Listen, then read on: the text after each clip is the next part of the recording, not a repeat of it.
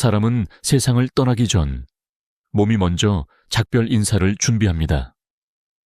그런데 그 신호는 아주 조용하게 그리고 너무 평범하게 다가오기 때문에 대부분의 사람들은 눈치채지 못한 채 지나쳐 버립니다. 요즘 밥맛이 없네. 예전보다 좀 피곤하네. 나이 탓이겠지. 이런 말들 속에 사실은 몸이 보내는 마지막 메시지가 숨어 있습니다. 저는 수많은 노인 환자를 만나면서 공통점을 하나 발견했습니다. 갑작스러운 죽음은 생각보다 드뭅니다. 오히려 대부분은 서서히 약해지는 과정을 거칩니다.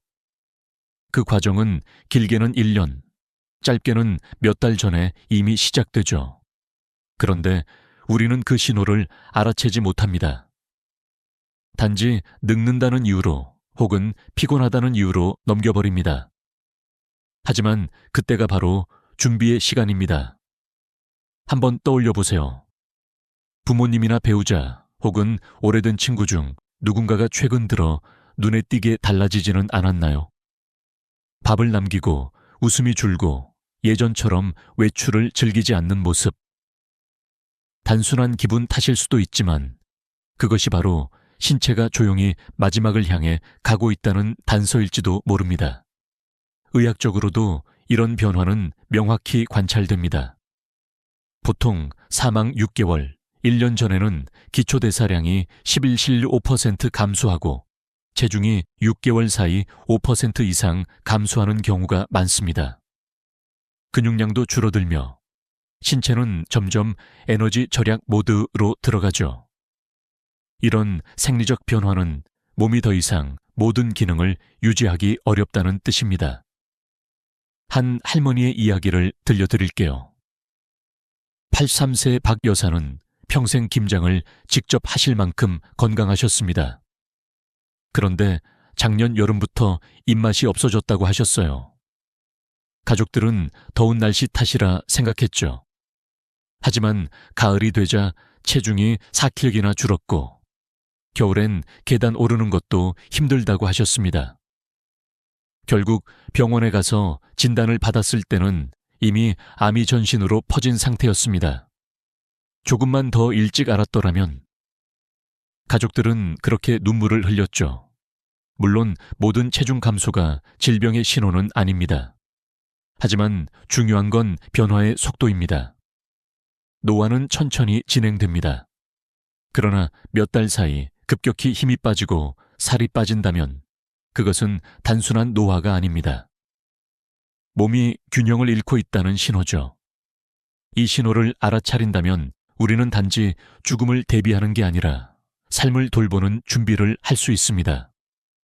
예를 들어 음식의 양보다 영양 밀도를 높이고 자주 체중을 기록하고 하루 한 번이라도 함께 식사하는 시간을 가지는 것.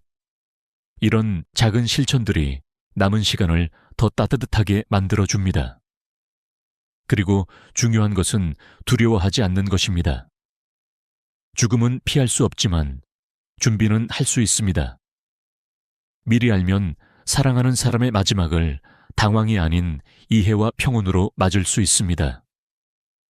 지금 이 순간에도 당신의 곁에서 누군가 조용히 신호를 보내고 있을지 모릅니다. 그 신호를 알아채고 손을 잡아주세요. 괜찮아, 내가 곁에 있을게. 그 한마디가 남은 시간을 전혀 다른 의미로 바꾸어 줍니다. 살이 빠지는 건 누구에게나 있을 수 있는 일입니다. 하지만 노년기에 찾아오는 체중 감소는 단순히 밥맛이 없다는 말로 넘겨서는 안 됩니다. 특히 6개월 사이 5% 이상 체중이 줄었다면 그것은 신체가 내부에서 이미 구조적인 변화를 겪고 있다는 경고일 수 있습니다. 제가 진료하던 김영호 78. 어르신은 평생을 건강하게 살아오셨던 분이었습니다. 그러나 어느 날부터인가 밥을 반쯤만 드시고 남기셨습니다. 그냥 입맛이 없어요. 처음엔 가족들도 대수롭지 않게 여겼죠. 그런데 석 달 만에 5kg이 줄었습니다. 병원에 오셨을 땐 이미 근육량이 눈에 띄게 줄어 있었고 혈액 검사에서 단백질 수치 알부민가 낮게 나왔습니다. 몸이 영양을 흡수하지 못하고 있다는 신호였습니다. 이처럼 노년의 체중 감소는 단순한 노화가 아니라 소화기능 저하, 근감소증, 사르초페니아, 만성염증 혹은 질병의 시작일 수 있습니다. 특히 노인의 경우 식욕이 줄어드는 이유는 단순히 입맛의 문제가 아니라 호르몬 변화와 후각, 미각의 둔화, 그리고 신체의 에너지 절약 반응 때문입니다. 몸은 더 이상 예전처럼 먹고 움직이는 순환을 유지할 수 없게 되고 불필요한 에너지 소비를 줄이려 합니다. 그 결과는 명확합니다. 근육이 빠지면 움직임이 줄고 움직임이 줄면 더 빨리 쇠약해집니다. 이 악순환은 면역력을 떨어뜨리고 결국 감염이나 낙상, 욕창으로 이어집니다. 실제로 연구에 따르면 체중이 급격히 감소한 노인 중 1년 내 사망률은 정상 체중군보다 2.5배 높다고 합니다. 하지만 희망은 있습니다. 체중 감소를 단순히 노인의 자연스러운 변화로 받아들이지 않고 그 신호를 생활 속에서 감지한다면 우리는 충분히 대응할 수 있습니다. 가장 쉬운 방법은 3가지입니다. 첫째, 주간 체중 기록 노트를 만들어 두세요. 일주일에 한 번 같은 시간, 같은 옷차림으로 측정해 기록합니다. 변화를 눈으로 확인할 수 있으면 언제부터 문제가 시작되었는지 알 수 있습니다. 둘째, 식사질을 높이는 것입니다.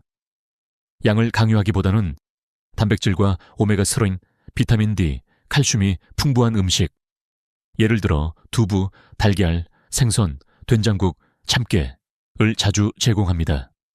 M&A SF 간이 영양평가. 점수가 11점 이하라면 전문가 상담이 필요합니다. 셋째, 식사의 분위기를 바꾸는 것입니다. 노인은 식사보다 함께 먹는 시간에서 의욕을 얻습니다. 말없이 음식을 밀어넣는 대신 가족이 옆에서 대화를 나누며 천천히 함께 식사하면 섭취량이 20~30% 늘어난다는 보고도 있습니다. 김영호 어르신의 경우도 그랬습니다. 가족이 번갈아 식탁에 앉아 식사를 도와드리고 한 입 한 입을 칭찬하며 기록했습니다. 3개월 뒤 체중은 2kg 늘었고 표정도 밝아졌습니다. 하지만 의사가 마지막으로 남긴 말은 이랬죠. 이제는 몸이 회복하기보다 버티고 있는 시기일 수도 있습니다. 중요한 건 얼마나 오래 사느냐가 아니라 남은 시간이 편안하냐입니다. 이 말은 단순한 의학적 조언이 아니라 인생의 지혜였습니다. 체중의 숫자는 생명의 무게와 같습니다. 그 무게가 줄어들 때 우리는 죽음을 두려워할 것이 아니라 삶을 돌보는 방법을 찾아야 합니다. 살이 빠진다는 건 몸이 약해진다는 뜻이지만 동시에 그것은 함께할 시간이 더 소중해졌다는 신호이기도 합니다. 지금 이 순간 누군가의 밥그릇이 점점 가벼워지고 있다면 그건 단순한 식욕의 문제가 아닙니다.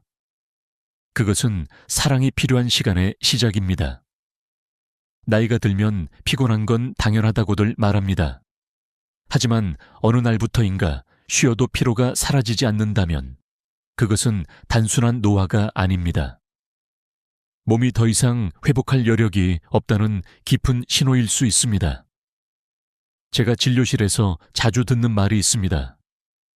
요즘은 하루 종일 누워 있어도 힘이 안 돌아와요. 처음엔 대수롭지 않게 들리지만 그 피로가 점점 심해지고 일상생활이 어려워진다면 그것은 신체의 에너지 시스템이 서서히 꺼져가고 있다는 뜻입니다. 이 시기의 피로는 단순히 근육의 피로가 아닙니다. 심장, 폐, 간, 신장 같은 주요 장기가 예전처럼 충분히 산소와 영양을 공급하지 못하면서 생기는 전신적인 탈진입니다. 특히 노년기에 접어들면 심박출량이 줄고 폐포 기능이 감소해 산소 포화도가 낮아지기 쉽습니다. 혈액 속 산소가 줄면 뇌와 근육이 모두 피로를 느끼고 조금만 움직여도 숨이 차게 되죠. 이런 탈진은 숫자로도 확인할 수 있습니다. 예를 들어 SPPB 노인 신체 기능 검사. 점수가 6점 이하이거나 악력 남성 26kg, 여성 18kg 이하. 이면 이미 근감소증이 진행 중입니다. 또 천이 낮아지고 맥박이 느려지거나 불규칙해지는 것도 몸이 에너지를 절약하기 위한 생리적 변화입니다. 문제는 이런 변화를 가족이 종종 오해한다는 겁니다. 게을러진 것 같다. 좀 더 걸으면 기운이 날 거야. 하지만 사실 그때 몸은 이미 스스로를 보호하기 위해 활동 제한 모드에 들어가 있습니다. 억지로 움직이게 하면 오히려 낙상, 저혈압, 실신 같은 위험이 커집니다. 제가 돌봤던 환자 중 한 분, 82세의 최정순 할머니는 평생 부지런하기로 유명했습니다. 그런데 어느 날부터인가 청소를 미루고 예배에도 빠지기 시작했죠. 가족들은 요즘 왜 이렇게 의욕이 없으세요? 라고 물었지만 할머니는 그저 미소만 지었습니다. 사실 그 미소 뒤에는 조금만 움직여도 심장이 뛰고 숨이 가빠지는 현실이 있었습니다. 의학적으로 이런 상태를 말기피로 증후군이라고 부릅니다. 단순히 잠으로 회복되지 않고 낮에도 꾸벅꾸벅 졸며 대화 중에도 집중하기 어려워집니다. 때로는 밥을 먹는 것도 힘이 되어 숟가락을 드는 손이 떨리기도 합니다. 이럴 때 가족이 할 수 있는 가장 좋은 일은 활동을 강요하지 않는 것입니다. 그 대신 안정적인 환경과 에너지 절약형 돌봄을 제공하는 게 중요합니다. 방 안 공기를 신선하게 유지하고 침대 옆에는 작은 물병과 손닦기 수건을 두세요. 또 체위를 자주 바꿔 혈액순환을 돕고 욕창을 예방하세요. 필요할 때는 물리치료사나 호스피스 간호사의 도움을 받는 것도 좋습니다. 그리고 무엇보다 중요한 것은 감정적 피로를 덜어주는 일입니다. 육체의 피로보다 더 깊은 것은 마음의 피로이기 때문입니다. 할머니가 요즘 너무 미안해 라고 하셨던 그 말에는 몸이 아닌 마음의 무게가 담겨 있었습니다. 가족이 괜찮아요네 어머니, 지금 이대로도 충분히 잘하고 계세요 라고 말해 드릴 때 그 표정은 눈물보다 더 깊은 안도의 미소로 바뀌었습니다. 이 시기의 피로는 끝을 알리는 신호이기도 하지만 동시에 마지막 휴식의 시작이기도 합니다. 이제 몸이 더 이상 달리지 않아도 괜찮습니다. 중요한 건 그들이 피곤하지 않게 곁에 있어주는 것입니다. 우리 모두에게는 언젠가 이런 시간이 찾아옵니다.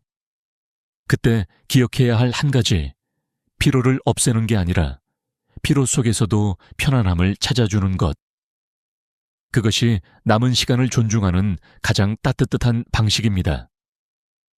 사람이 세상을 떠나기 전 가장 먼저 변하는 것은 몸이 아니라 의식이라고 합니다. 기억이 자꾸 흐려지고 익숙한 얼굴을 낯설어하고 대화 중에 멍해지는 순간이 잦아지죠. 가족들은 요즘 왜 이렇게 깜빡깜빡하세요? 라고 웃어넘기지만 그건 단순한 건망증이 아닙니다. 신체의 끝자락에서 뇌가 보내는 마지막 조용한 신호일 수 있습니다. 이 단계에서 가장 먼저 나타나는 변화는 인지 속도의 저하입니다. 예전에는 10초면 떠올리던 이름이 이제는 1분이 걸리고 대화 주제를 금세 잊어버리며 문장 중간에 내가 무슨 얘기를 하려고 했더라 하고 멈추게 됩니다. 의학적으로 보면 이는 뇌로 가는 산소와 포도당 공급이 줄어들면서 생기는 현상입니다. 뇌는 몸의 2%밖에 차지하지 않지만 에너지의 20%를 사용합니다. 그런데 신체 기능이 약해지면 이 에너지가 먼저 줄어드는 곳이 바로 뇌입니다. 저는 이런 환자분들을 많이 봤습니다. 평생 꼿꼿했던 장군 출신의 한 어르신은 어느 날부터 회의 일정을 잊고 사람 이름을 헷갈리기 시작했습니다. 처음엔 가족들도 그냥 나이 탓으로 여겼죠. 하지만 몇 달 후에는 새벽마다 여기가 어디야? 라며 전화를 걸어오셨습니다. 검사 결과 혈류량이 급격히 줄며 뇌의 전두엽이 위축되고 있었습니다. 이 시기에 사람들은 단순히 기억을 잃는 것이 아니라 현실과의 거리가 조금씩 멀어집니다. 대화가 줄고 방 안에서 조용히 앉아있는 시간이 늘어나며 마치 자신만의 세계로 들어가는 듯한 모습이 나타납니다. 일부 가족들은 이런 모습을 보고 왜 자꾸 혼자 있으려 해? 라고 하지만 사실 그건 외로움을 원해서가 아니라 내면으로의 후퇴입니다. 세상의 소음이 감당되지 않기 때문입니다. 이때 중요한 건 억지로 끌어내지 않는 것입니다. 기억이 흐려지는 그 순간에도 마음은 여전히 느끼고 있습니다. 대화가 이어지지 않아도 부드러운 목소리와 손의 온기는 전해집니다. 말보다 더 깊이 닿는 건 존재의 따뜻함입니다. 한 번은 86세의 박성자 할머니가 저에게 이런 말씀을 하셨어요. 이젠 이름도 잘 기억이 안 나요. 그런데 신기하게 손은 기억하네요. 그 손을 잡으면 마음이 편해져요. 그 말이 제 마음에 깊이 남았습니다. 기억이 사라져도 사랑의 감각은 끝까지 남는다는 걸 알게 되었죠. 이 시기에는 인지기능 저하가 두려움으로 이어질 수 있습니다. 낯선 얼굴이 늘고 익숙한 공간에서도 불안감을 느낍니다. 따라서 조명이 너무 어둡거나 환경이 자주 바뀌면 혼란이 심해집니다. 가능하다면 익숙한 물건과 공간을 그대로 유지하세요. 오랫동안 사용하던 시계, 가족 사진, 라디오 같은 것들이 현실로의 다리 역할을 합니다. 그리고 가족에게 꼭 전하고 싶은 말이 있습니다. 그들이 당신을 잊는다고 해서 사랑까지 잊는 건 아닙니다. 이 시기의 노인들은 감정의 언어가 단순해집니다. 미소 하나, 손짓 하나로 모든 걸 표현합니다. 때로는 아무 말 없이 눈물만 흘리기도 하지만 그건 고통이 아니라 감정의 마지막 파도입니다. 우리가 해야 할 일은 그 파도를 억누르지 않고 함께 흘러가는 것입니다. 괜찮아요, 제리 엄마. 저는 여기 있어요. 그 한마디로 충분합니다. 기억보다 강한 것은 존재의 기억이기 때문입니다. 이 시기는 우리 모두에게 잔잔한 질문을 던집니다. 기억이 사라져도 사랑은 남을까? 네, 남습니다. 사랑은 기억보다 오래 남고 말보다 깊이 새겨집니다. 노년기에 접어들면 누구나 한 번쯤은 감기에 걸리거나 병원 신세를 집니다. 하지만 문제가 되는 건 자주 아프고 회복이 늦어지는 것입니다. 예전엔 하루면 낫던 감기가 이제는 일주일을 넘기고 작은 상처도 잘 아물지 않는다면 그건 단순한 면역력 저하가 아니라 몸이 마지막 균형을 잃어가고 있다는 신호입니다. 면역 체계는 우리가 태어나서부터 쌓아온 방패입니다. 그런데 그 방패가 서서히 약해지면 작은 세균에도 쉽게 뚫리게 되죠. 의학적으로 보면 70세 이후엔 백혈구의 탐식 능력과 T세포의 반응 속도가 10% 이상 감소합니다. 즉, 외부 침입을 인식하고 싸우는 속도 자체가 느려지는 겁니다. 이로 인해 감염이 쉽게 반복되고 회복 기간도 길어집니다. 제가 돌보았던 김선호 84. 어르신은 늘 건강한 분으로 유명했습니다. 하지만 어느 겨울 단순한 감기에 걸린 뒤부터 상태가 급격히 나빠졌습니다. 열이 오르지 않았기에 가족은 별일 아니라고 생각했지만 며칠 후 혼란스러움과 기침, 숨가쁨이 나타났습니다. 병원에서는 폐렴 진단을 내렸죠. 노인에게서 감염이 무섭게 진행되는 이유는 바로 여기에 있습니다. 열이 안 나는 것, 그게 오히려 더 위험한 신호입니다. 몸이 싸울 힘조차 남아있지 않다는 뜻이기 때문입니다. 또 한 가지 중요한 징후는 상처 치유의 지연입니다. 작은 긁힘이나 멍이 한 달이 지나도 낫지 않는다면 혈액순환이 이미 느려지고 있다는 뜻입니다. 피부 온도가 낮아지고 손끝과 발끝이 차가워지며 염증이 오래 지속되죠. 특히 혈류 저하와 단백질 결핍이 함께 오면 상처는 거의 아물지 않습니다. 이 시기에는 욕창이나 피부 감염이 쉽게 발생하므로 하루 한 번은 몸 전체를 부드럽게 살피는 것이 중요합니다.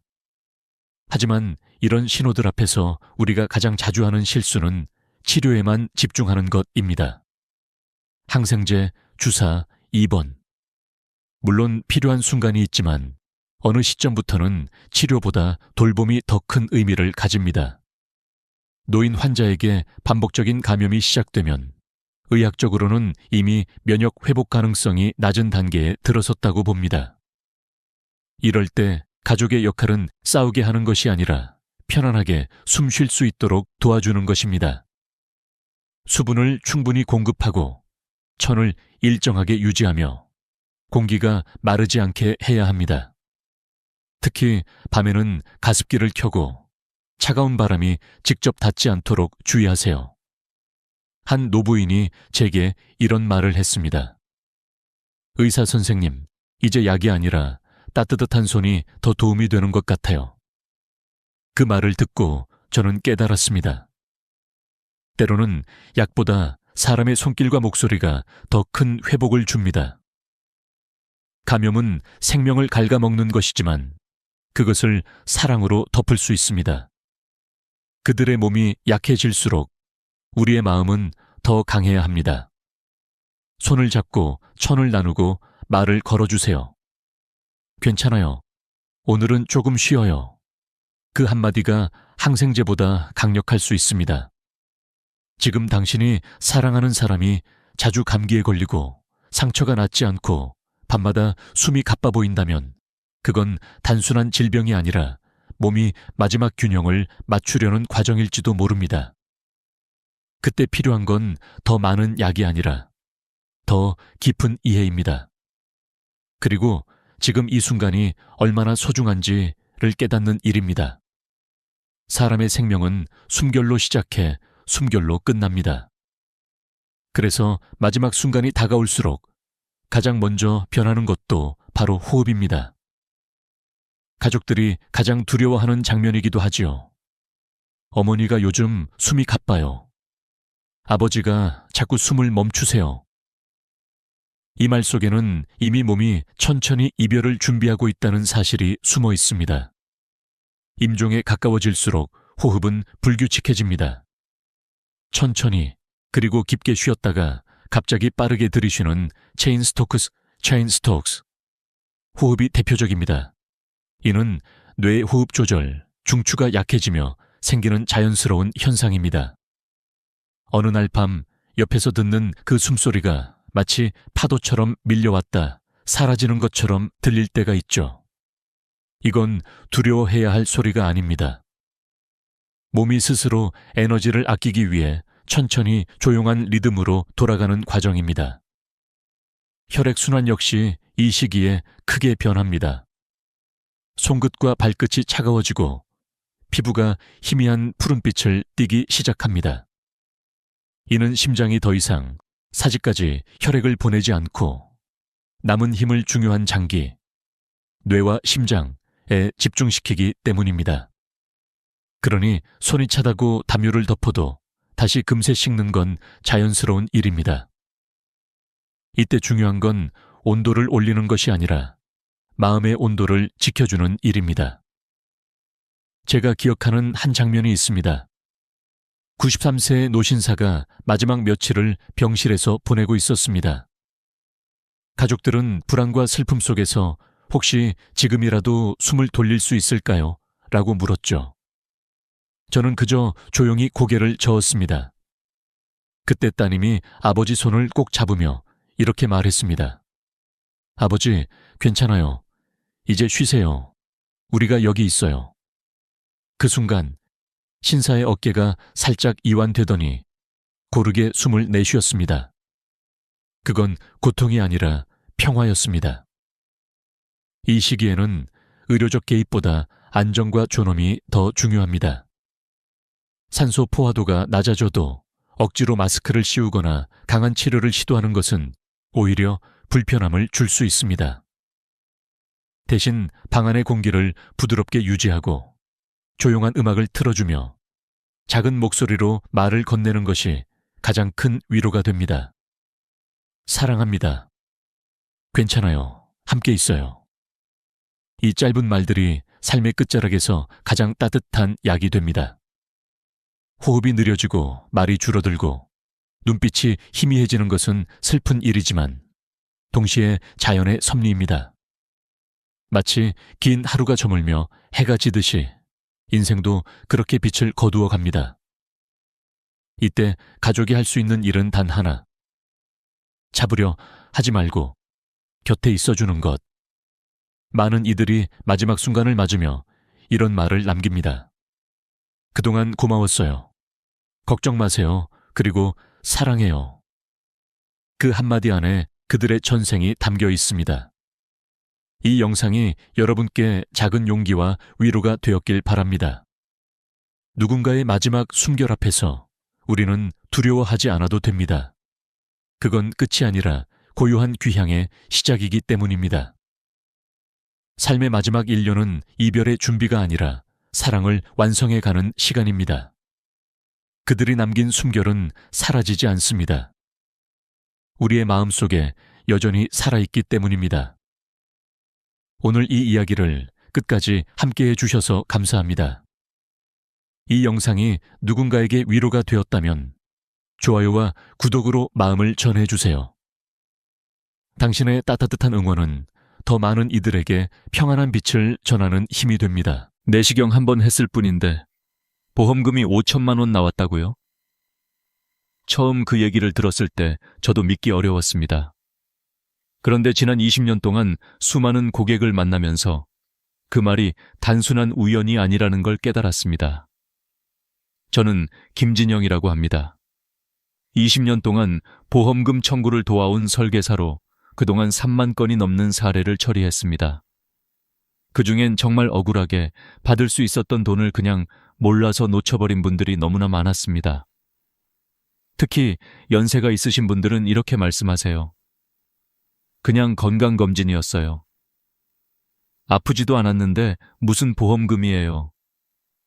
실손 조금 받았지 큰 돈은 못 받죠. 그럴 때마다 저는 조용히 미소를 짓습니다. 왜냐하면 저는 알고 있으니까요. 보험은 아픈 사람의 제도가 아니라 아는 사람의 제도라는 걸요. 보험사는 절대 먼저 알려주지 않습니다. 병원도 친절하게 설명해주지 않습니다. 심지어 많은 설계사들조차 검진과 치료의 경계가 어디서 갈리는지 모르는 경우가 많습니다. 지난달 67세의 박성준 어르신이 제게 오셨습니다. 그분은 늘 건강을 챙기는 분이셨죠. 위내시경을 받고 별다른 이상 없다는 말을 들었습니다. 그냥 검진이니까 보험금은 안 되죠. 그렇게 생각하셨답니다. 하지만 제가 서류를 살펴보니 진료 기록 한 줄에 이렇게 적혀 있었습니다. 상복부 불평함. 딱 그 한 줄이 보험사의 판단을 완전히 바꿔놓았습니다. 결과는요. 실손보험과 수술비를 합쳐 57만 원, 그리고 2년 전 대장 내시경 기록까지 확인해 추가로 45만 원을 더 받으셨습니다. 총 100만 원이 넘는 돈이 한 번의 확인으로 돌아왔죠. 그날 어르신은 제 앞에서 눈시울을 붉히며 말씀하셨습니다. 진영 씨, 이거 진짜 감사해요. 그냥 검진인 줄 알고 평생 모르고 넘어갈 뻔했어요. 저는 그때 다시 한번 확신했습니다. 보험금은 병이 아니라 기록에서 나온다는 사실을요. 아팠다는 게 중요한 게 아니라 의무 기록에 어떻게 적혀 있느냐가 모든 걸 결정합니다. 예를 들어 위내시경을 하다가 용종을 제거했다면 그건 단순 검진이 아니라 치료 행위입니다.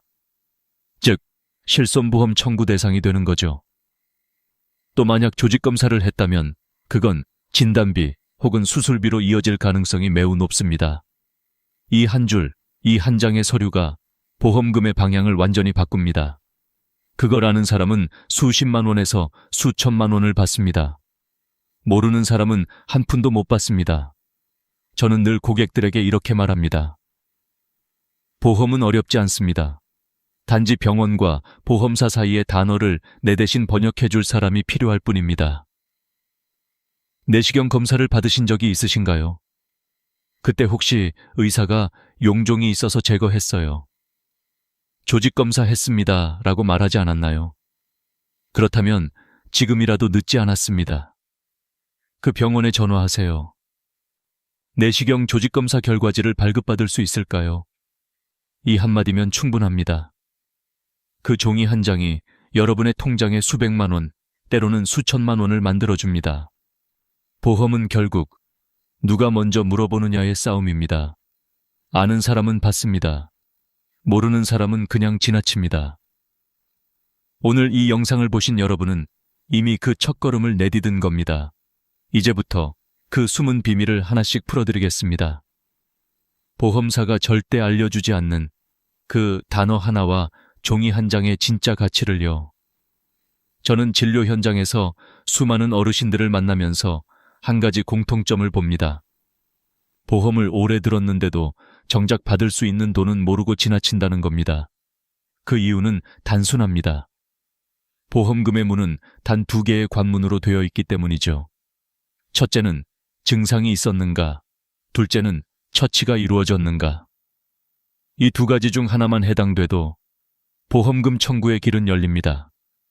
많은 분들이 건강검진이라면 무조건 보험금이 안 된다고 생각합니다. 그런데 그건 반은 맞고 반은 틀린 말입니다. 검진이라도 단순한 호기심이 아니라 증상 때문에 검사한 것이라면 그건 이미 치료 목적의 행위로 간주됩니다. 예를 들어 속이 더부룩해서 혹은 소화가 잘 안 돼서 병원에 갔습니다. 의사가 그럼 위내시경 한번 해보시죠 라고 권했다면 그건 단순한 건강검진이 아닙니다. 이미 상복부 불평함이라는 증상이 진료 기록에 남게 되고 그 한 줄이 보험금을 받을 수 있는 결정적 근거가 됩니다. 72세 기하자 할머니의 사례가 그랬습니다. 건강검진으로 위내시경을 하셨는데 용종이 발견되어 제거까지 하셨습니다. 병원에서는 그냥 검진이니까 보험금은 안 나옵니다 라며 돌려보냈죠. 하지만 진료 기록을 다시 확인해보니 상복부 불평함이라는 증상이 명확히 기록되어 있었습니다. 그 덕분에 실손보험과 수술비를 합쳐 57만 원을 받으셨습니다. 할머니는 놀라워하며 물으셨습니다. 그럼 몇 년 전 대장 내시경도 받을 수 있나요? 확인해보니 2년 전 대장 내시경에서도 용종을 제거하셨고 그 기록은 아직 청구 기한인 3년을 넘기지 않았습니다. 추가로 45만 원을 더 받으셨습니다. 이처럼 증상이 기록되어 있거나 처치가 있었다면 검사 목적이 아니라 치료 목적으로 인정됩니다. 이게 바로 첫 번째 관문을 통과하는 법이죠. 두 번째 관문은 처치 여부입니다. 내시경 중에 용종을 제거했거나 조직검사를 했다면 그건 명백한 의료 행위입니다. 실손보험뿐 아니라 수술비까지 청구가 가능하죠. 보험사에서는 이런 절제나 제거를 내시경적 절제술로 분류하기 때문에 수술비 항목이 있는 보험이라면 추가 지급이 이루어집니다. 예를 들어 68세 박명호 어르신은 대장 내시경 중 용종을 제거했습니다. 처음엔 병원비만 돌려받으셨지만 진료 기록을 살펴보니 그 용종이 선종 엑센종으로 확인됐습니다. 이건 단순 용종이 아니라 수술로 인정받는 유형이었죠. 결국 어르신은 병원비 외에도 30만 원의 수술비를 추가로 받았습니다. 이 2가지 조건만 기억하세요. 증상이 있었는가, 처치가 있었는가. 이 둘 중 하나만 충족되면 건강검진이라도 충분히 보험금 청구가 가능합니다. 그런데 많은 분들이 여기서 멈춥니다. 그럼 병원에서 알아서 해주겠지. 아니요, 병원은 진료를 담당할 뿐 보험금 청구는 환자 본인의 몫입니다. 그래서 여러분이 먼저 묻고 먼저 확인하셔야 합니다. 어렵게 느껴지시나요? 걱정하지 마세요. 보험은 복잡한 서류 싸움이 아닙니다. 단지 어떤 단어가 기록되어 있느냐의 싸움일 뿐입니다. 다음 이야기에서는 그 단어들이 어디에 숨어 있고 그 종이 한 장이 왜 수천만 원의 가치를 가지는지 제가 직접 알려드리겠습니다. 보험금의 크기를 결정짓는 건 병의 크기가 아닙니다. 그저 종이 한 장, 그 속에 적힌 단어 하나가 모든 걸 바꿉니다. 많은 분들이 내시경 검사를 받고 이렇게 말하십니다. 진단서만 있으면 충분하죠.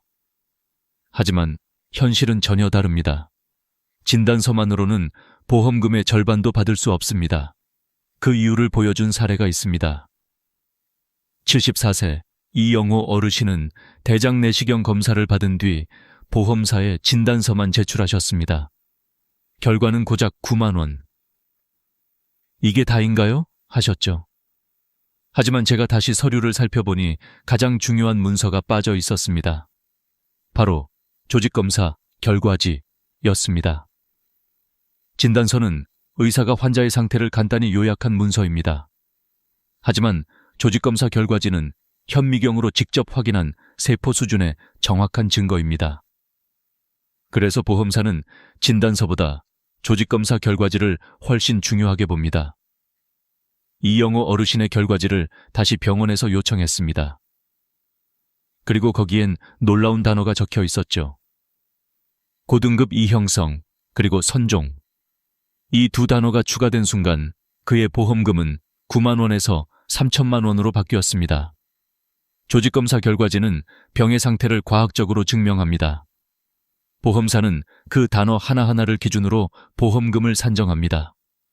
즉, 진단서엔 용종 절제술 시행이라고만 적혀 있어도 조직검사 결과지에 선종 혹은 이형성이 포함되어 있으면 그건 이미 제자리암으로 분류되어 진단비 지급 대상이 됩니다. 이 차이를 이해하신 70세 이정화 할머니의 경우도 인상 깊었습니다. 위내시경 중 용종을 제거하고 병원비 9만 원만 받으셨죠. 하지만 제가 조직검사 결과지를 꼭 받아보세요 라고 말씀드렸고 그 결과지에는 고등급 이형성이라는 문구가 있었습니다. 그 한 줄 덕분에 추가로 300만 원의 진단비를 받으셨습니다. 이처럼 진단서와 조직검사 결과지는 완전히 다른 문서입니다. 진단서는 요약본, 조직검사 결과지는 상세본입니다. 쉽게 말해 진단서는 이런 수술을 했다라는 메모이고 조직검사는 이 세포가 어떤 상태였는가를 증명하는 증거죠. 보험사는 의사의 말보다 검사의 결과를 더 믿습니다. 왜냐하면 의사는 환자를 안심시키기 위해 큰 문제 없어요. 용종 제거했으니 괜찮습니다. 라고 말하지만 보험사는 감정이 아니라 의학적 용어와 코드로 판단하기 때문입니다. 그렇다면 여러분은 어떻게 해야 할까요? 너무 간단합니다. 검사받은 병원에 전화해서 이렇게 말씀하세요. 내시경 조직검사 결과지를 발급받고 싶습니다. 이 한마디면 끝입니다. 혹시 서류 속 단어가 어렵게 느껴지신다면 딱 두 가지만 기억하세요. 고등급 또는 이형성. 이 두 단어가 함께 있다면 제자리암 진단비 지급 가능성이 매우 높습니다. 이런 단어들이 어렵다고 느껴진다면 의사에게 직접 물어보셔도 괜찮습니다. 이게 고등급 이형성인가요? 이건 제자리암으로 볼 수 있나요? 이 두 질문만 던져도 의사는 정확히 알려줍니다. 실제로 69세 박영자 할머니는 그렇게 하셨습니다. 의사에게 조심스럽게 물었죠. 이게 암인가요? 제자리암인가요? 의사는 잠시 고민하다가 이렇게 대답했습니다. 고등급 이형성입니다. 제자리암과 같은 의미예요. 그 한마디를 기록으로 남겨 보험사에 제출한 결과 그분은 3천만 원을 받으셨습니다. 이 모든 일의 출발점은 단 하나였습니다. 조직검사 결과지 한 장, 진단서만으로는 9만 원. 조직검사 결과지가 있으면 3천만 원. 이게 바로 현실입니다. 여러분, 내시경을 받으셨다면 꼭 기억하세요. 진단서만으로는 부족하다. 병원에 꼭 전화하세요. 조직검사 결과지를 발급받을 수 있을까요? 그 한 장의 종이가 당신의 통장에 0이 하나, 아니 2개를 더 만들어줄 수도 있습니다. 그리고 다음 이야기에서는 이 조직검사 결과지가 수술비, 진단비, 실손보험 이 3가지 항목에 어떻게 연결되는지를 알려드리겠습니다. 여러분, 보험금이 어떻게 계산되는지 아시나요? 대부분은 이렇게 생각합니다. 병원비만큼만 돌려받는 거잖아요. 하지만 그건 보험의 극히 일부분일 뿐입니다. 제가 지난 20년간 도와드린 수천 명의 고객 중 절반 이상은 자신이 받을 수 있었던 진짜 보험금의 10분의 1도 모르고 있었습니다. 이제부터 말씀드릴 내용은 보험 설계사도 심지어 병원도 잘 모르는 영역입니다. 보험사가 절대 먼저 말해주지 않는 진짜 구조, 그 비밀을 풀어드리겠습니다. 보험금은 크게 3가지로 나뉩니다. 첫째, 실손보험금. 내가 낸 병원비를 돌려받는 기본형. 둘째, 수술비. 수술이 인정될 경우 정해진 금액을 받는 항목. 셋째, 진단비. 병명만 맞으면 진료비와 상관없이 지급되는 고정금입니다. 대부분은 첫 번째 단계, 실손에서 멈춥니다. 11만 2천 원 냈는데 9만 원 돌려받았어요. 이 정도면 됐다고 생각하죠. 하지만 조직검사 결과지를 확인한 사람은 그 다음 문을 엽니다. 예를 들어볼까요? 70세 이정화 할머니의 경우 위내시경 중 용종을 제거하고 병원비 11만 2천 원을 냈습니다. 진단서만으로 실손보험을 청구하셔서 9만 원을 받으셨죠. 그런데 제가 서류를 다시 살펴봤더니 조직검사 결과지에 고등급 이형성이 명시되어 있었습니다. 이 단어 하나가 제자리암 진단비로 인정되어 추가로 300만 원을 더 받으셨습니다. 여기서 끝이 아닙니다. 용종 절제술은 수술비 항목으로도 인정됩니다. 진단서에 절제, 절거, 제거술 같은 표현이 있다면 보험사는 그걸 내시경적 수술로 분류합니다. 즉, 수술비로 정해진 금액을 또 받을 수 있다는 뜻이죠. 실제로 73세 김영순 할머니의 사례가 그렇습니다. 평소 위장이 약해 정기적으로 검진을 받으시던 분이셨는데 용종을 제거하신 뒤 단순히 실손만 청구하셨습니다. 하지만 제가 조직검사 결과지를 확인하자 고등급 이형성 문구가 있었고 제자리암 진단비 3천만 원, 수술비 50만 원, 유사암 특약 2천만 원, 총 5천만 원이 넘는 보험금을 받으셨습니다. 할머니는 눈을 크게 뜨며 말씀하셨죠. 그럼 제가 받은 건 병원비 9만 원인데 보험금은 5천만 원이라는 거예요? 그렇습니다. 병의 크기가 아니라 서류에 적힌 단어의 정확성이 보험금의 액수를 결정합니다. 이쯤에서 많은 분들이 묻습니다. 그럼 이런 걸 왜 보험사는 먼저 알려주지 않나요? 정답은 간단합니다. 보험사의 일은 지급이 아니라 관리입니다. 보험사는 청구가 들어와야 검토합니다. 즉, 묻지 않으면 주지 않습니다. 알려주지 않는 이유는 단순히 그들이 말할 의무가 없기 때문입니다. 병원도 마찬가지입니다. 병원은 진료와 치료에 집중합니다. 보험금 청구는 환자의 몫입니다. 의사 선생님이 용종은 다 제거했으니 괜찮아요 라고 말하는 순간 그 말에 안심하고 끝내는 분들이 많죠. 하지만 그 용종이 선종이었다면 보험상으로는 완전히 다른 결과가 나옵니다. 이걸 아는 사람은 받고 모르는 사람은 놓칩니다. 그래서 저는 고객들에게 항상 이렇게 말합니다. 보험은 병이 아니라 기록입니다. 내가 어떤 병을 알았는지가 아니라 의사가 어떤 단어로 기록했느냐가 보험금의 전부입니다. 그리고 그 기록을 확인하는 방법은 단 한 가지, 조직검사 결과지를 받아보는 것. 병원에서 그건 필요 없어요 라고 말해도 괜찮습니다. 그건 여러분이 결정할 권리입니다. 검사 후 3년 이내라면 언제든 발급 가능합니다. 전화 한 통이면 됩니다. 내시경 조직검사 결과지를 받을 수 있을까요? 이 문장 하나가 여러분의 삶을 바꿉니다. 병원비 9만 원과 보험금 5천만 원의 차이, 그건 서류에 달려 있습니다. 이제 다음 이야기에선 그 서류 속 단어들이 보험사 컴퓨터 안에서 어떻게 해석되고 어떤 기준으로 제자리암, 수술비, 실손비로 분류되는지를 제가 직접 알려드리겠습니다. 이걸 아는 순간 보험은 더 이상 어려운 단어가 아니라 여러분의 권리가 됩니다. 보험은 숫자의 싸움이 아닙니다. 단어의 싸움입니다. 진단서에 어떤 표현이 들어있느냐에 따라 9만 원이 될 수도 있고 900만 원이 될 수도 있습니다. 이 말을 들으면 다들 믿기 어렵다고 하십니다. 설마 단어 하나로 그렇게 달라진다고요? 하지만 저는 20년 동안 수많은 사례를 봐왔습니다. 그중엔 단 한 글자 때문에 보험금이 거절되거나 반대로 수천만 원이 지급된 경우도 있었습니다. 보험사는 병원 서류에 적힌 특정 단어를 기준으로 판단합니다. 용종이라는 단어만 있으면 단순 절제술로, 선종이 포함되면 수술로, 고등급 이형성이 들어있으면 제자리암, 경계성 종양이 들어있으면 유사암으로 분류됩니다. 이 단어들이 곧 돈의 언어가 되는 겁니다. 73세 김영순 할머니의 사례는 교과서적입니다. 위내시경 중 용종을 제거하고 병원비 11만 원을 냈습니다. 처음엔 실손으로 9만 원만 받았죠. 하지만 제가 서류를 확인하자 진단서에 절제술 시행이 있었고 조직검사 결과엔 고등급 이형성이 있었습니다. 결과는 어땠을까요?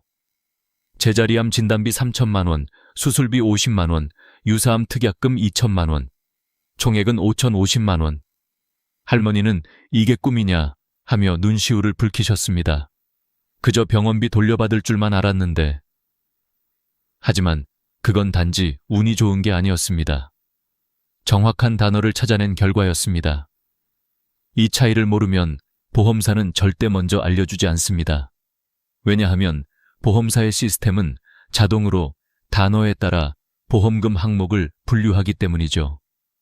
절제술, 제거술, 조직검사, 이형성. 이 네 단어가 보험사의 서버에서 자동 인식되어 보험금의 종류와 액수를 결정합니다. 그래서 저는 고객들에게 늘 이렇게 말합니다. 보험은 의학이 아니라 언어입니다. 의사가 뭐라고 말했느냐보다 서류에 뭐라고 적혀 있느냐가 중요합니다. 이걸 모르고 지나간 75세 윤순남 어르신은 위내시경 검사를 받으셨지만 단순 검진이라 생각해 청구조차 하지 않으셨습니다. 3년이 지난 뒤 저를 찾아와 말씀하셨죠. 그땐 몰랐어요. 그냥 검진이라 생각했죠. 하지만 그때 기록엔 위용종 절제술이 명시되어 있었고 조직검사 결과에는 선종이라는 단어가 있었습니다. 청구기한이 지나서 결국 한 푼도 받지 못하셨습니다. 그분은 말했습니다. 그때 알았더라면. 그 한마디가 제 마음에 오래 남았습니다. 보험은 어려운 게 아닙니다. 말 하나, 서류 한 장, 단어 하나의 싸움입니다. 이걸 아는 사람은 받습니다. 모르는 사람은 놓칩니다. 그래서 지금 이 영상을 보고 계신다면 꼭 해보셔야 할 일이 있습니다. 첫째, 내시경을 언제 받았는지 떠올리세요. 최근 3년 이내라면 늦지 않았습니다. 둘째, 그때 어떤 처치를 받았는지 기억하세요. 용종 제거, 조직검사, 이 두 가지가 핵심입니다. 셋째, 서류를 다시 꺼내보세요. 진단서, 진료비 계산서, 내시경 소견서, 그리고 혹시 빠져 있다면 조직검사 결과지를 요청하세요. 이 네 가지 서류만 있으면 충분합니다. 그 안에 절제, 제거, 선종, 이형성, 경계성, 이 5단어 중 하나라도 있으면 보험금 청구 가능성이 매우 높습니다. 이 단어들은 여러분의 통장 숫자를 바꾸는 언어입니다. 그 단어들이 제대로 기록되어 있지 않다면 보험사는 모른 척합니다. 하지만 여러분이 그걸 찾아내면 그건 더 이상 보험이 아니라 당연히 돌려받아야 할 내 돈이 되는 겁니다. 지금도 많은 어르신들이 말합니다. 나는 병원비 받았으니까 됐어. 하지만 그건 시작일 뿐입니다. 보험의 진짜 가치는 그 뒤에 있습니다. 다음 이야기에서는 이 단어들이 실제로 보험사 내부 시스템에서 어떻게 해석되고 어떤 절차로 승인되어 여러분의 계좌로 돈이 입금되는지를 단계별로 설명드리겠습니다. 이걸 알면 더 이상 운 좋으면 받는 돈이 아니라 알면 반드시 받는 권리가 됩니다. 여러분, 보험금은 운이 아닙니다. 아는 사람만 받는 권리입니다. 내가 돈을 내고 가입한 계약이라면 그 계약에 따라 정당하게 돌려받을 수 있는 권리가 있습니다. 하지만 대부분의 분들이 그 권리를 몰라서 놓칩니다. 오늘은 그 마지막 문을 여는 방법을 이야기하겠습니다. 보험사는 절대 먼저 알려주지 않습니다. 고객님, 이건 청구하실 수 있어요. 이런 말 들어보신 적 있나요? 거의 없습니다. 왜냐하면 보험사의 목표는 지급이 아니라 관리이기 때문입니다. 그들이 먼저 알려주면 회사의 손실이 늘어나죠. 그래서 여러분이 묻지 않으면 그들은 조용히 모른 척합니다. 그렇다면 우리가 해야 할 일은 단 한 가지입니다. 묻고 확인하고 청구하는 겁니다. 그게 권리의 시작입니다. 제가 도와드렸던 74세 김정자 할머님 이야기를 해드리겠습니다. 몇 년 전 위내시경 검사를 받으셨습니다. 용종이 있어 제거했지만 그냥 건강검진이니까 보험금은 안 나와요. 병원의 말을 그대로 믿고 넘어가셨죠. 3년 뒤 저를 찾아오셨을 땐 이미 청구기한이 지나 있었습니다. 그 기록 속에는 위선종 절제술이라는 문구가 있었는데 그건 제자리암 진단비 2천만 원이 지급될 수 있는 항목이었습니다. 그분은 서류를 보며 눈시울이 붉어지셨습니다. 그때 알았더라면 보험은 몰라서 못 받는 경우가 대부분입니다. 하지만 지금 여러분은 다릅니다. 이 영상을 보고 계신 순간 이미 그 한 걸음을 내디딘 겁니다. 이제 바로 해보세요. 첫째, 내시경 받은 병원에 전화하세요. 조직검사 결과지를 받을 수 있을까요? 이 한마디면 됩니다. 둘째, 서류 속 단어를 확인하세요. 절제, 제거, 선종, 이형성, 경계성. 이 5단어 중 하나라도 있다면 반드시 청구하세요. 셋째, 보험사에 전화하세요. 용종 제거했는데 수술비나 진단비가 나올 수 있을까요? 상담원이 항목을 확인해 줄 겁니다. 이 3단계면 충분합니다. 그런데 아직도 이렇게 말하는 분들이 계십니다. 그거 귀찮아서 그냥 포기했어요. 하지만 제가 수천 명을 도와드리며 확신한 건 단 하나입니다. 포기한 사람은 절대 받을 수 없고 묻는 사람은 반드시 받는다. 보험금은 운 좋은 사람의 몫이 아닙니다. 확인한 사람의 몫입니다. 병원은 진료를 하고 보험사는 청구를 기다립니다. 그 사이에 있는 단 한 사람, 바로 여러분이 움직여야 합니다. 이건 돈의 문제가 아니라 존엄의 문제입니다. 평생 일하며 낸 보험료, 그건 여러분의 권리이자 노후의 안전망입니다. 저는 지난 20년간 수많은 어르신들을 만나왔습니다. 내시경 한 번으로, 종이 한 장으로, 단어 하나로 삶이 바뀌는 모습을 수도 없이 보았습니다. 9만 원이라 생각했던 검사비가 5천만 원의 보험금으로 바뀌는 기적 말입니다. 이제 그 기적은 여러분의 차례입니다. 보험은 더 이상 복잡한 서류가 아닙니다. 내가 알아야만 받을 수 있는 약속입니다. 오늘 이 영상을 본 당신은 그 약속을 지킬 첫 번째 사람이 될 수 있습니다. 혹시 내시경 검사 후 서류를 어디 뒀는지 모르시겠다면 지금 바로 병원에 전화하세요. 내시경 조직검사 결과지 발급받고 싶습니다. 이 한마디면 충분합니다. 그리고 주변 분들께도 꼭 알려주세요. 여러분이 공유하는 단 한 번의 클릭이 누군가에겐 3천만 원, 5천만 원의 희망이 됩니다. 저는 다시 한번 말씀드립니다. 보험은 운이 아닙니다. 아는 사람의 권리입니다. 그 권리를 지키는 첫 걸음이 바로 확인입니다. 오늘부터 여러분의 권리를 직접 찾아가세요. 제가 이 자리를 빌려 마지막으로 부탁드립니다. 내 돈, 내가 챙기자. 그게 여러분의 노후를 지키는 가장 현명한 방법입니다. 끝까지 함께 해주셔서 감사합니다. 이 이야기가 도움이 되셨다면 좋아요와 구독, 그리고 알림 설정 부탁드립니다. 여러분의 한 번의 응원이 또 다른 분의 삶을 바꾸는 시작이 될 수 있습니다. 노후의 지혜, 삶의 가치, 저는 언제나 여러분 곁에서 함께하겠습니다. 여러분, 아침마다 식탁 위에 올라오는 그 평범한 생선 한 점이 사실은 당신의 혈압을 올리고 기억력을 흐리게 하고 신장을 지치게 만들고 있다면 믿으시겠습니까? 저는 42년 동안 내과 의사로 수많은 환자들을 만나면서 바로 그 익숙한 음식이 인생의 건강 곡선을 바꾸는 순간을 너무도 많이 보았습니다. 병원비 수백만 원이 들 만큼 몸이 무너져 버린 뒤에야 대부분은 이렇게 말합니다. 그냥 평생 먹던 생선이었어요. 문제일 줄 몰랐어요.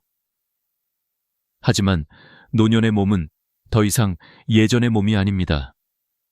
젊을 때는 간이 독소를 걸러주고 신장이 노폐물을 내보내고 면역이 미세한 균들을 이겨냈죠. 그러나 65세를 넘어서면 그 모든 시스템이 조금씩 느려지고 예민해집니다. 그리고 그 틈을 파고드는 게 바로 잘못된 생선 선택입니다. 생선은 건강식이라는 이미지가 너무 강해서 사람들은 좋은 거니까 많이 먹어도 된다고 믿습니다. 그러나 그 생선이 어디서 자랐는지, 어떤 물질을 품고 있는지 그 차이가 바로 생명을 지키거나 병을 키우는 갈림길이 됩니다. 제가 진료실에서 본 수많은 어르신들은 처음엔 증상이 뚜렷하지 않았습니다. 손끝이 저리고 머리가 멍하고 걸음이 자꾸 흔들리는 정도였죠. 대부분은 나이 탓이겠지 하고 넘겼습니다. 그러나 검사 결과 이미 신장은 제 기능을 하지 못했고 심장은 늘 과부하 상태였습니다. 놀랍게도 공통점이 하나 있었습니다. 바로 매일 먹던 생선이었습니다. 생선이 나쁘다는 게 아닙니다. 문제는 그 생선이 자라온 환경입니다. 바다의 오염, 양식장에서 쓰인 항생제, 저장 과정의 화학물질, 이런 것들이 조용히 우리 몸속으로 들어와 세포 하나하나를 피로하게 만듭니다. 특히 나이가 들면 몸속 해독 속도가 느려져 아주 작은 독소도 쌓여서 병의 불씨가 됩니다. 그래서 오늘 이 영상에서는 여러분께 65세 이후 절대 피해야 할 생선 4가지, 그리고 반드시 챙겨 먹어야 할 생선 4가지를 알려드리겠습니다. 단순한 식습관의 차이가 어떻게 혈압을 안정시키고 기억력을 회복시키며 피로한 몸에 활력을 불어넣는지 실제 사례와 함께 말씀드릴게요.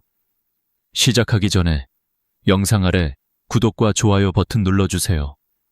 여러분의 작은 클릭이 다른 분들의 건강을 지키는 큰 힘이 됩니다. 자, 이제 우리 몸을 조용히 병들게 하는 생선들 하나씩 만나보겠습니다. 서울 양천구에 사는 74세 박정희 씨는 늘 건강관리에 성실한 분이었습니다. 하루 3끼를 규칙적으로 챙기고 일주일 3번 이상은 참치를 먹었습니다.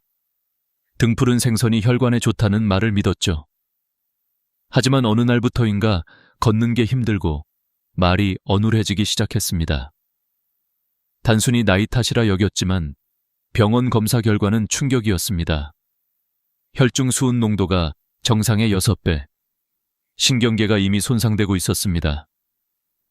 왜 이런 일이 일어났을까요? 참치는 바다의 먹이사슬 가장 위에 있습니다.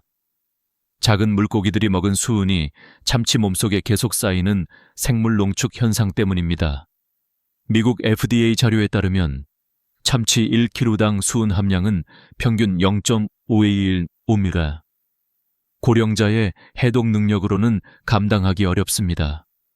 수은은 신장과 뇌에 축적되어 손발 저림, 기억력 저하, 심하면 치매까지 유발합니다. 게다가 보관이 나쁘면 히스타민이 생겨 알레르기나 쇼크를 부르기도 하죠.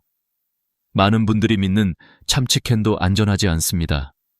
캔 안에는 환경 호르몬 BPA가 포함되어 있고 나트륨 함량도 높아 고혈압에는 치명적입니다. 박정희 씨는 참치를 끊고 6개월 만에 기억력과 걸음걸이를 되찾았습니다. 좋은 음식이라 믿었던 것이 독이었던 거죠. 두 번째 위험은 민물고기입니다. 붕어, 잉어, 메기, 가물치. 보신 음식으로 많이 드시죠? 그러나 이들은 간디스토마 같은 기생충의 숙주입니다. 특히 65세 이후 면역이 약해진 상태에서 감염되면 간 손상이나 담관암으로 이어질 수 있습니다. 게다가 강과 호수는 농약, 폐수로 오염되어 중금속이 많습니다. 한 환자는 가물치탕을 자주 먹다간 수치가 3배로 상승했습니다. 또한 민물에서는 세균이 더 잘 번식합니다. 식중독균, 대장균, 비브리오균 등이 자주 검출됩니다. 고령층의 식중독 사망률이 젊은 층보다 15배 높은 이유입니다. 세 번째는 양식 우럭입니다. 우럭 자체가 나쁜 생선은 아닙니다. 그러나 문제는 양식이라는 환경입니다. 좁은 수조에서 항생제와 호르몬이 주기적으로 투여됩니다. 이 잔류물이 고스란히 고기살에 남죠.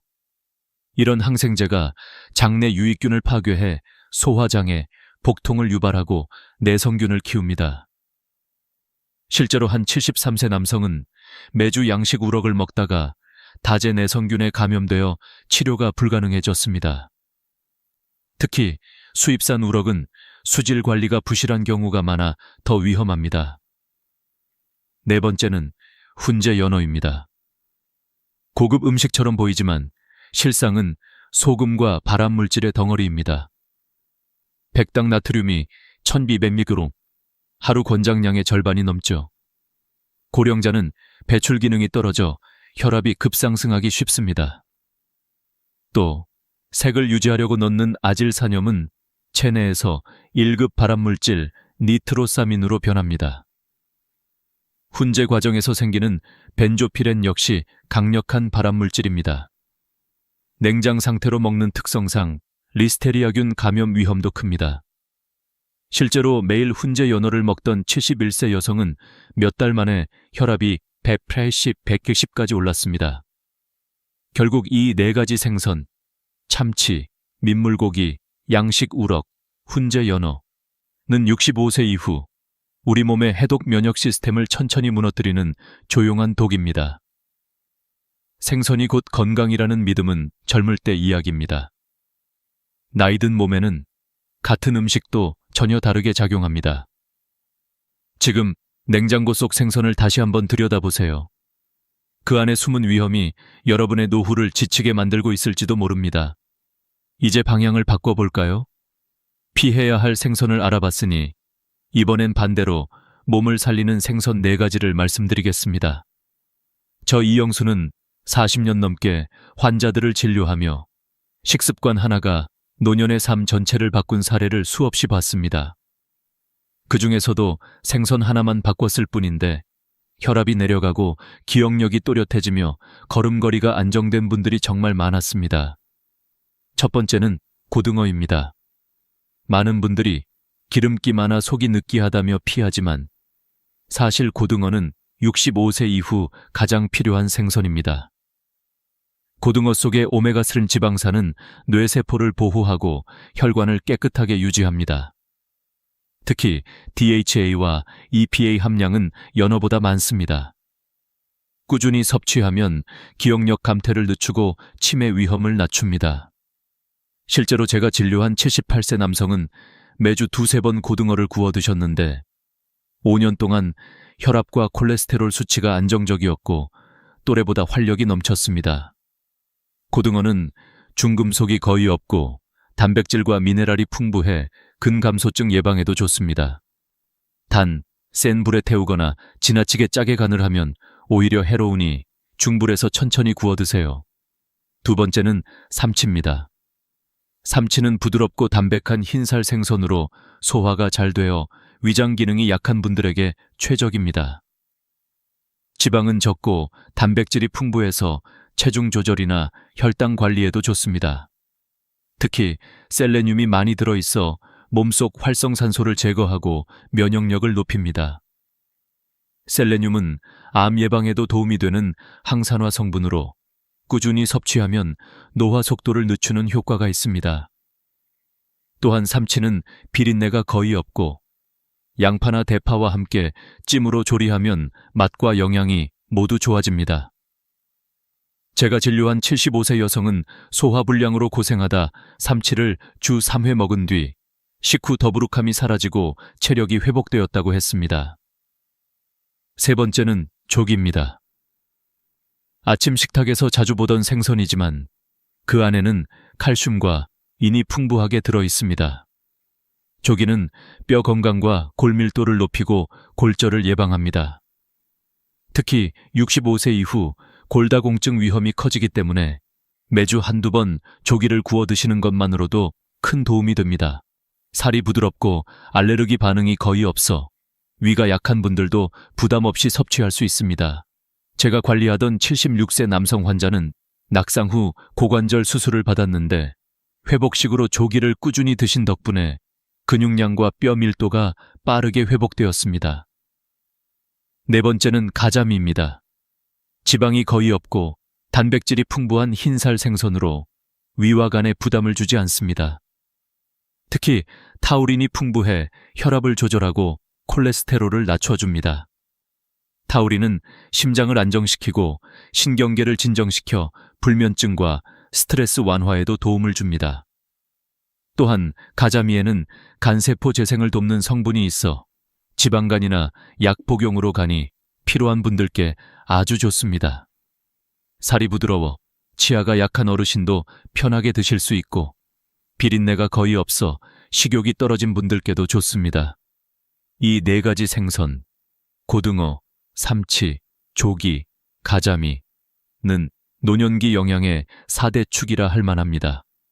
뇌, 혈관, 뼈, 간, 소화기까지 고루 지켜주기 때문이죠. 다만 중요한 건 어떤 생선을 얼마나 자주, 어떻게 조리하느냐입니다.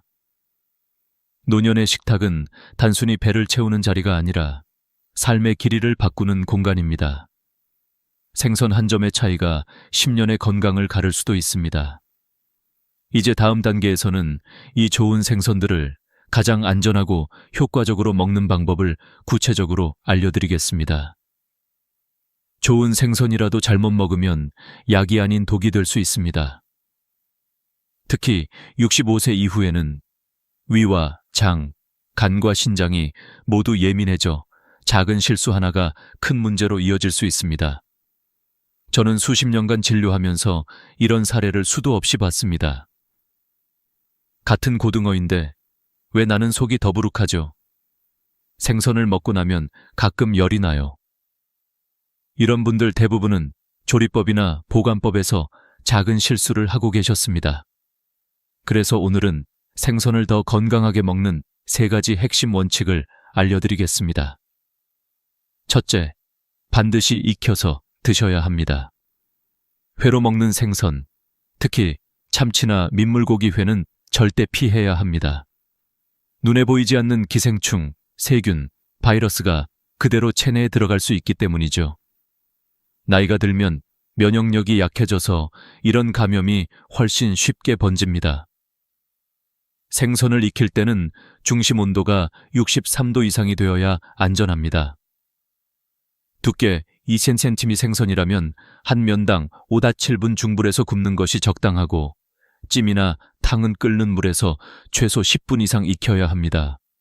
이렇게 하면 기생충과 세균은 완전히 사멸됩니다. 둘째, 내장과 피는 반드시 제거하세요. 생선 속 독소와 중금속, 기생충의 대부분은 내장과 피에 몰려 있습니다. 특히 간, 아가미, 복부의 검은 막에는 농축된 독성 물질이 많습니다. 손질할 때는 흐르는 찬물로 내장을 깨끗이 제거하고 작은 칫솔이나 숟가락으로 복강 안쪽을 문질러 주세요. 이렇게 하면 잔류 독소가 훨씬 줄어듭니다. 손질한 뒤에는 소금물에 30분 정도 담가두면 피와 불순물이 빠져나와 더 안전해집니다. 셋째, 원산지와 유통 경로를 확인하세요. 국산이라고 무조건 안전한 것은 아닙니다. 그러나 수입산 중에는 항생제, 호르몬 사용 기준이 느슨한 곳이 많습니다. 특히 중국, 동남아, 남미산은 수질 관리가 불안정해 위험합니다. 반드시 원산지 표시를 확인하고 냉장 상태가 불분명한 길거리 좌판보다는 믿을 수 있는 대형마트나 수산 전문점에서 구입하세요. 냉동 생선을 살 때는 포장재를 꼭 살펴보세요. 포장 안에 얼음 결정이 많이 맺혀 있다면 해동과 재냉동을 반복한 흔적일 수 있습니다. 그럴 경우 세균이 번식했을 가능성이 높으니 피해야 합니다. 또한 생선을 보관할 때는 냉장보다 냉동을 선택하는 것이 좋습니다. 냉장 상태에서는 하루 이틀이면 부패가 시작되지만 냉동은 최대 3개월까지 보관할 수 있습니다. 단, 오래 냉동된 생선은 단백질이 변성될 수 있으므로 가능한 한 빨리 드시는 것이 좋습니다. 조리 후 남은 생선은 실온에 두지 말고 즉시 냉장 보관하고 다음 날 드실 때는 반드시 재가열하세요. 이 세 가지 원칙을 지키면 생선은 독이 아니라 몸을 되살리는 약이 됩니다. 실제로 제 환자 중 72세 윤모 어르신은 냉동 관리가 안 된 참치를 자주 드시다간 수치가 급격히 상승했습니다. 하지만 이후 완전 익히기, 내장 제거, 냉동 보관 세 가지 원칙을 실천한 뒤 간 기능이 정상으로 회복되었습니다. 그분은 먹는 방법만 바꿨을 뿐인데 몸이 새로 태어난 기분이에요 라고 하셨습니다. 여러분, 건강은 거창한 결심에서 시작되지 않습니다. 식탁 위에 작은 습관에서 시작됩니다. 익혀 먹고 깨끗이 손질하고 믿을 수 있는 재료를 고르는 일, 이 세 가지를 실천하는 것만으로도 질병의 70%는 예방할 수 있습니다. 생선 한 점이 약이 될지 독이 될지는 결국 당신의 손끝에 달려 있습니다. 많은 분들이 이렇게 말씀하십니다. 나는 아픈 데가 없어요. 아직 젊어요. 하지만 제가 진료실에서 뵙는 65세 이상 어르신들 대부분은 겉으론 멀쩡해 보여도 몸속에서는 이미 변화가 시작되고 있었습니다. 해독 기능이 느려지고 혈관이 딱딱해지고 신장은 노폐물을 제때 걸러내지 못합니다.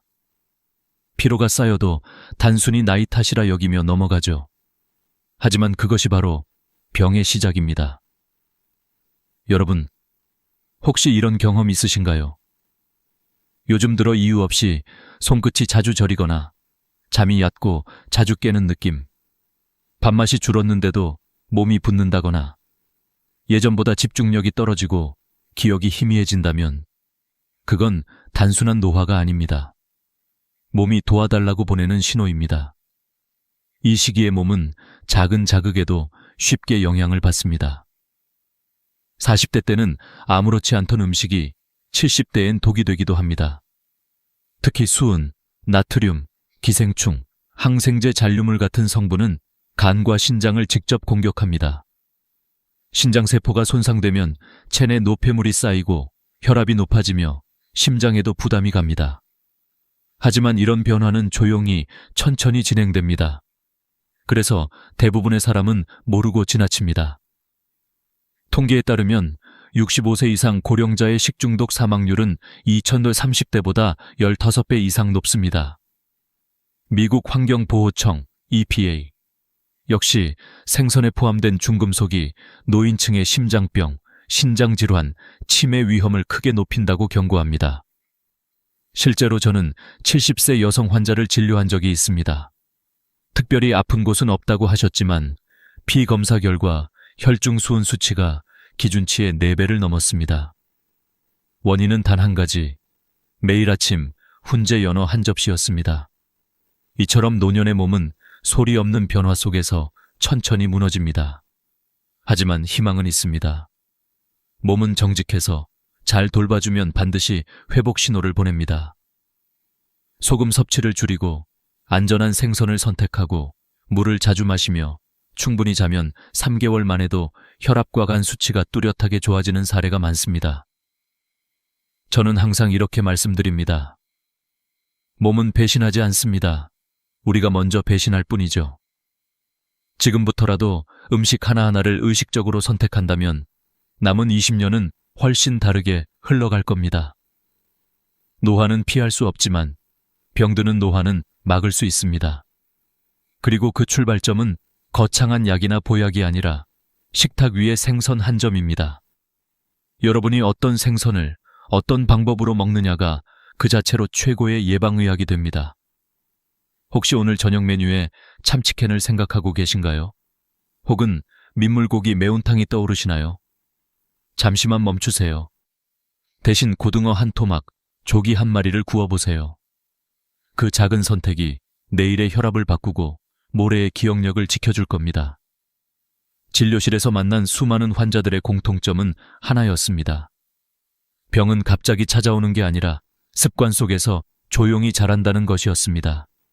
제가 42년 동안 내과 의사로 일하며 가장 자주 본 장면은 환자들이 스스로 놀라는 모습이었습니다. 선생님, 저는 특별히 잘못한 게 없어요. 그냥 평소처럼 먹었을 뿐인데요. 그 평소라는 것이 바로 문제였습니다. 늘 먹던 참치캔, 늘 먹던 훈제 연어, 늘 먹던 매운탕. 그 익숙함이 오히려 병의 씨앗이었죠. 여러분, 우리 몸은 생각보다 단순합니다. 나쁜 것을 멈추고 좋은 것을 넣어주면 금세 반응합니다. 단지 우리는 그 신호를 무시하고 살아갈 뿐입니다. 몇 해 전 73세의 한 남성 환자분이 있었습니다. 그는 늘 피곤했고 손발이 붓고 잠도 제대로 못 잤습니다. 검사 결과는 신장 기능 저하, 간 효소 수치 상승. 그의 식단을 살펴보니 매일 아침 참치캔, 점심에는 매운탕, 저녁엔 훈제 연어를 드시고 있었습니다. 저는 그분께 이렇게 조언했습니다. 이제부터 단 3가지만 지켜보세요. 첫째, 모든 생선은 익혀서 드세요. 둘째, 양식보다는 자연산을 선택하세요. 셋째, 내장과 피를 반드시 제거하세요. 그분은 반신반의했지만 그대로 실천했습니다. 3개월 뒤 그의 신장 수치는 절반 이상 회복되었고 얼굴빛은 눈에 띄게 밝아졌습니다. 몸이 이렇게 빨리 바뀔 줄 몰랐어요. 그분의 눈에는 눈물이 맺혀 있었습니다. 이처럼 습관은 병을 만들기도 하지만 약이 되기도 합니다. 노년의 건강은 운동도 중요하지만 더 중요한 건 무엇을 먹느냐입니다. 생선 하나, 조리법 하나가 당신의 10년을 바꿀 수 있습니다. 여러분 기억하세요. 건강은 병원에서 만드는 게 아닙니다. 건강은 매일 아침 식탁에서 만들어집니다. 오늘 저녁 생선을 구울 때 단 10초만 더 신경 써주세요. 그 10초가 혈압을 낮추고 신장을 지키며 기억력을 지탱하는 힘이 됩니다. 혹시 지금 이 영상을 보고 계신 당신의 냉장고 속에 참치캔이 있나요? 그렇다면 오늘 그 자리에 고등어를 넣어보세요. 냉동실에 훈제 연어가 있나요? 그 자리에 조기를 담아보세요. 작은 교체 하나가 건강한 100세의 출발점이 됩니다. 저는 진료실에서 매일 그 기적을 봅니다. 식습관을 바꾼 어르신들은 약을 줄이고 다시 걷고 다시 웃습니다. 그 미소를 볼 때마다 저는 이렇게 느낍니다. 건강은 절대 멀리 있지 않다. 바로 식탁 위에 있다. 오늘 영상이 여러분께 그 믿음의 첫걸음이 되었으면 합니다. 여러분의 한 끼가 내일의 활력이 되길 바랍니다. 항상 곁에서 함께하겠습니다. 이영수였습니다. 여러분의 건강한 노후를 응원합니다. 이 영상이 도움이 되셨다면 좋아요와 구독 꼭 눌러주세요. 그리고 알림 설정도 잊지 마세요. 당신의 한 번의 클릭이 누군가의 건강을 지키는 시작이 됩니다. 감사합니다. 오늘도 건강하고 따뜻한 하루 되세요.